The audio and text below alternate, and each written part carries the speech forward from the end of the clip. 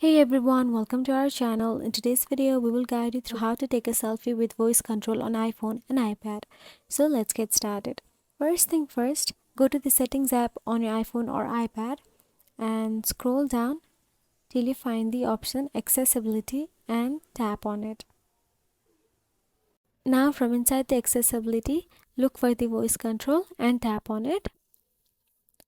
Now inside the voice control, you will get to see the options, the enable the voice control option available there. You'll have to enable the voice control. Tap on the enable the voice control and continue with the process. Now your voice control is enabled.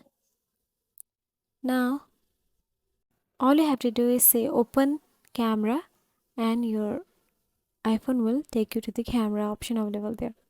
So that's it guys. If you found this video helpful, please like, share and subscribe our channel, and thank you so much for watching.